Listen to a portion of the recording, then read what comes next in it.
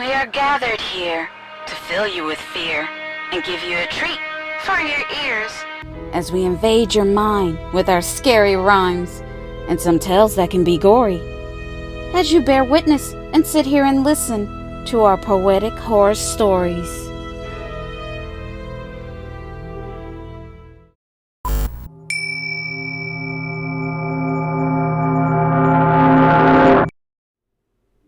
Hello. My name is Detective Nancy Sage.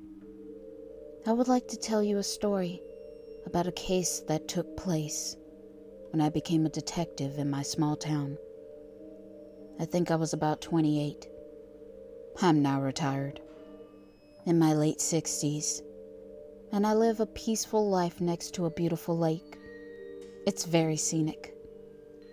But anyway, my mind tends to wander these days. Let me stay on topic.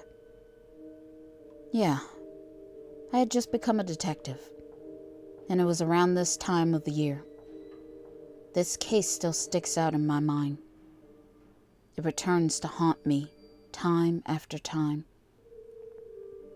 If you have the time to listen, you will see why. The year was 2010, and I was just promoted from a police officer to a detective position. I was a police officer for about 8 years. I was a young, analytical, headstrong woman when I was in the prime of my life. And I was full of pride. Damn, how time flies. My small town happens to be on the outskirts of Minnesota, the turkey capital. The town was most likely made up of farmers and farms, an idyllic slice of life made for families, just like a Rockwell painting. A quiet place, a safe community. At that time, we hadn't had a murder in years.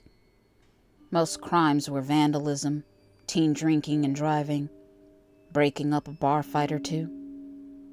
The town used to be named Lake Haven, but our mayor, Carver, changed the name to Gobbler Falls. He said it would boost tourism, and the name would also better represent the famous Gobbler's turkey farm. More on that later in the story. Gobbler Falls wasn't too far away from the city, but the major crime there just didn't exist here. As you can imagine, I was nervous when I was called in to investigate. But I was also excited to take on this homicide case. When I first arrived at the Thompson place, I remember feeling an overwhelming sense of dread. It was a feeling I had never felt. The Thompson family was your run-of-the-mill small-town family. Nothing remarkable about them. There was Edward Thompson, a local grocery store owner. His wife, Brenda, a homemaker, and their cute little 6-year-old girl, Tracy. They were found after a family friend grew worried and concerned, and she called the police to perform a welfare check. Brenda and her friend made plans that day for their kids to have a play date. But when she made it to their home, no one answered the door. But she could see their car in the driveway, and she could hear their TV was on, and this gave her a cause for alarm. She felt like it was odd, like something was wrong. When I entered the home, everything looked relatively normal. That is until I turned the corner. When I entered the dining room, where the Thompson family met their doom, it was a bloodbath. I could see they had just sat down for dinner. Their food was untouched and still sitting on their plates. The attack must have been swift and quick. The attacker had to be already in the home, just laying in wait. The crime scene was gruesome. There was blood everywhere. Because the attacker cut off their heads. The attacker also took their heads with them when they left. Because they weren't found anywhere on the property. I remember noting that the attacker must have taken their heads as trophies. And the attacker also left us a message that read,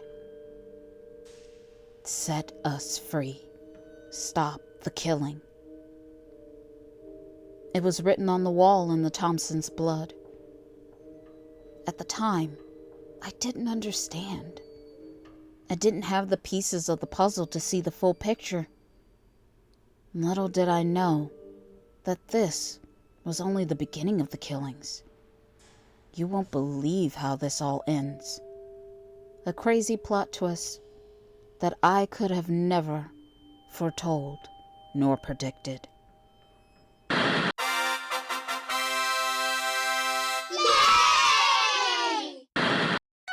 Hello, P.H.S. crew. We have a question for you. What's your favorite Thanksgiving dish? Let's have a conversation in the comments below. We are dying to know.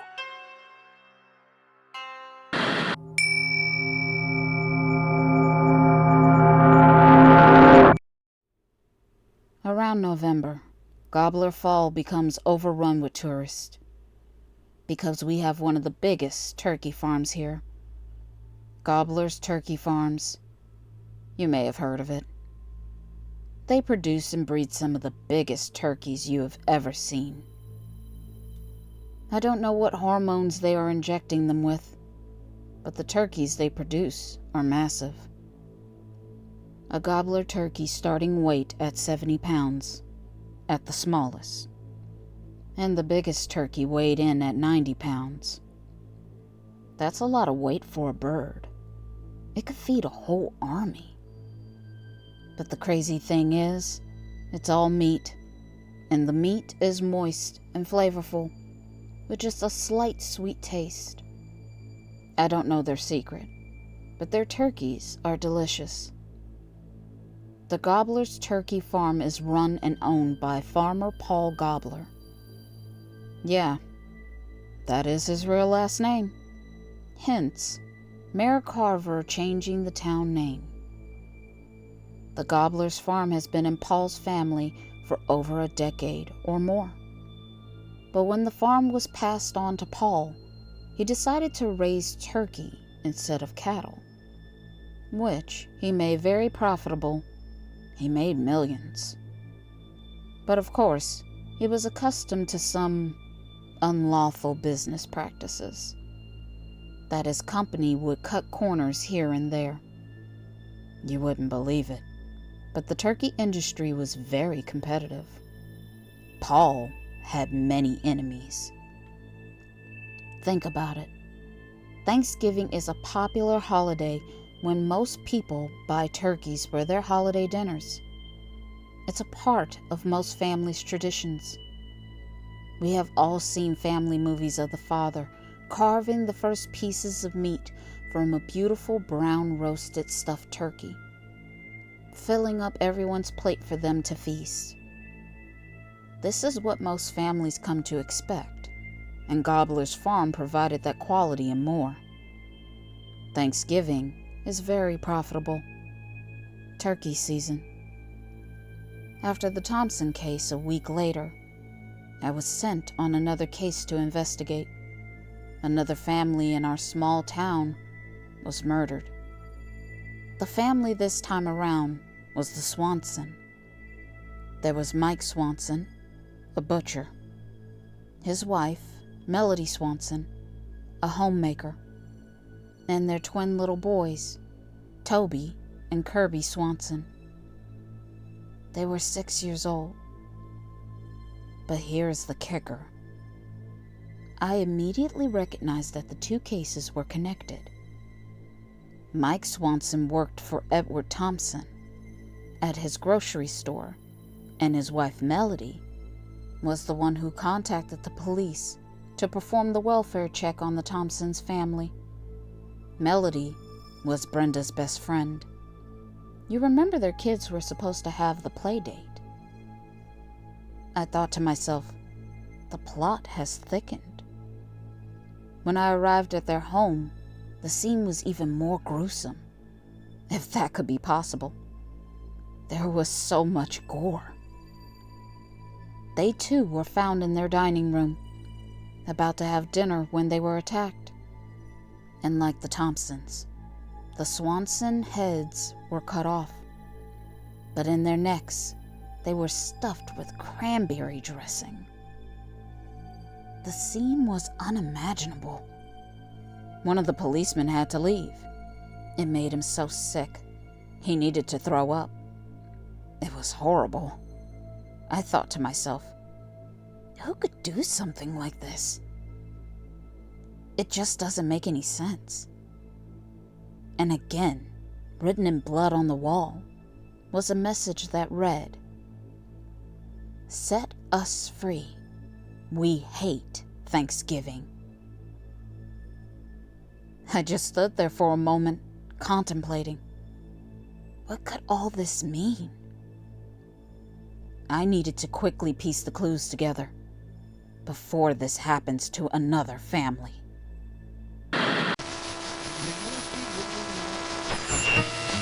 Obsessed with this family's tragedy. It seems gritty and very messy. From the police reports, they thought it was a mafia hit. From the crime scene photos, whoever did this was sick. I believe the family was hiding a deep, dark secret. So dark, someone was willing to kill to keep it. Her name is Erin, and she talked.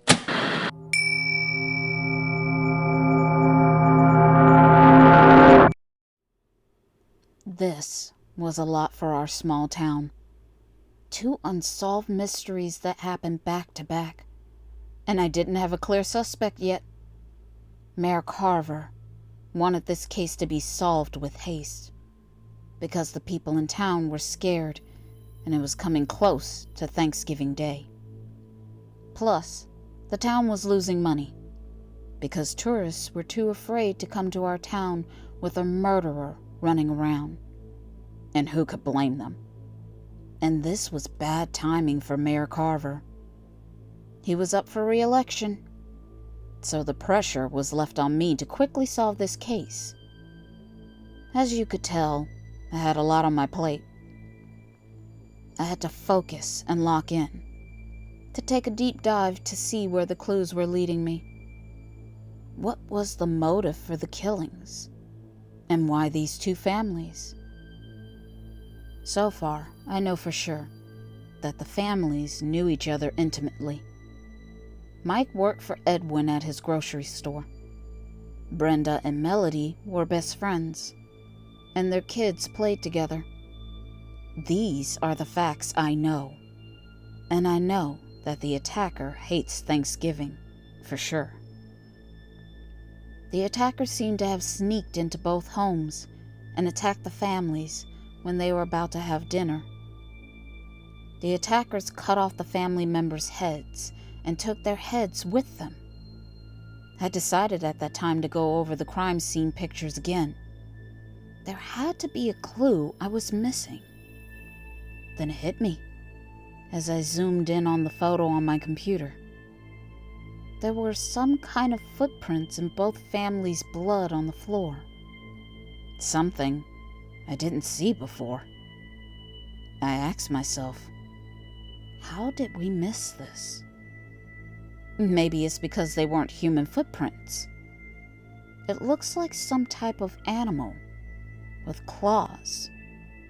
My jaw dropped open. This was a major clue to help me solve the investigation. I then looked at the coroner's report. In the report, it showed that the cuts on the Thompson and Swanson's families' necks were precise and clean. The attacker cut their heads off with a very sharp tool. This is why we didn't see any signs of a struggle. Suddenly, I was taken aback when the coroner wrote as a side note that he found pieces of feathers in both the family's blood and wounds. I thought, why would there be feathers on and around the family's bodies? Where is this case leading me? Then I took a deeper look at the records from Mr. Thompson's store. That's when I noticed Mr. Thompson made a big order just the week before, and the purchase he made was from Gobbler's turkey farm. Thompson's was about to stock his store with Gobbler's farm's turkeys, which meant Mike Swanson, his butcher, was going to be the one who slaughtered the turkeys. Oh my God. No! This can't be. Impossible. If my hunch is right, I need to speak to Paul Gobbler tonight. I just made a huge breakthrough in this case. If I'm right, no one on the face of this earth will believe my findings. This is crazy. I arrived at Paul Gobbler's turkey farm just as the day turned to night. I rang his doorbell several times, but no one ever answered. I found that strange and peculiar. That's when I noticed the farm was eerily quiet. Too quiet for a farm with thousands of turkeys on it. So, I started to look for a way into Paul's house. In the back of the farmhouse, there was a window that was left open, so I quickly climbed in through it. I was taken by surprise that the house was in shambles. It was a mess. There was broken glass all over the floor. Things were tossed everywhere, and I could see feathers. I quickly pulled out my gun as I walked through Paul's home. I started to call out to Paul to let him and any intruder know I was armed. But I didn't receive any responses. It felt eerie as I walked through the farmhouse. The first room I checked was the dining room, but no one was there. Thank God. So I headed upstairs. I checked every bedroom and his office until I came upon Paul's master bedroom. Suddenly, I could hear a low moaning. I kicked open the bedroom door and I saw Paul laying there. He was seriously injured. His face was pecked full of holes. His eyes and his nose was gone. He was barely breathing. He was really struggling. Suddenly, he grabbed me and he started talking. He croaked out in a whisper, "I need to leave. Quickly."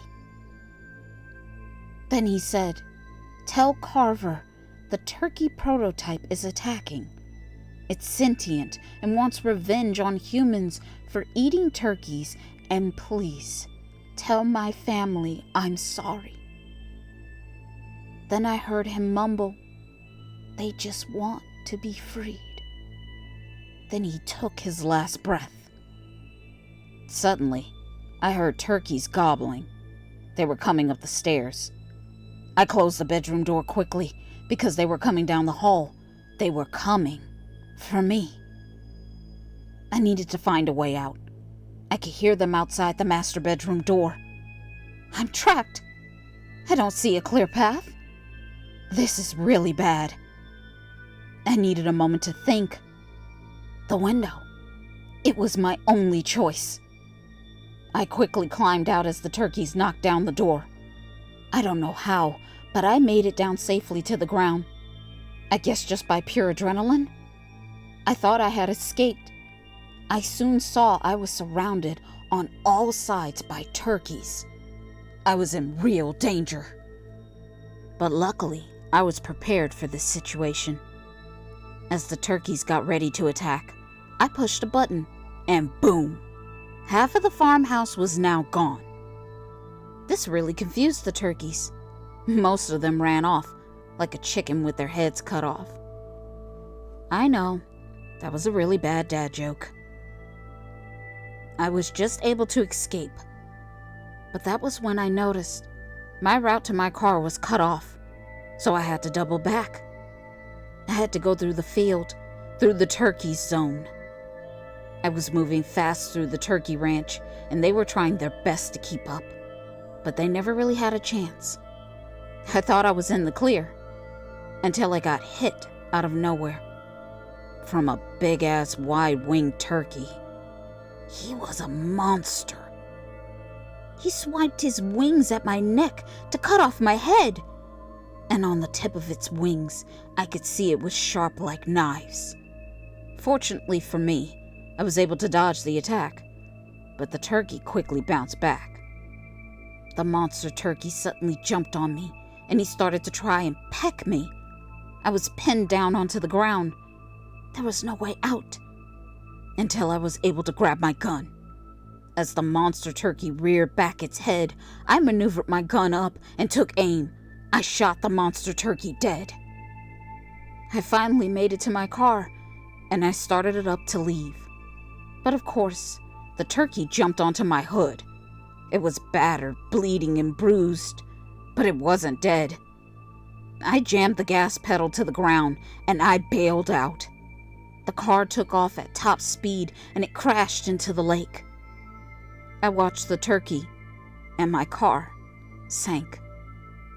The next day, when I spoke to Mayor Carver and reported my findings, I told him I knew about him and Paul's plans to engineer a turkey super soldier to contract to the government.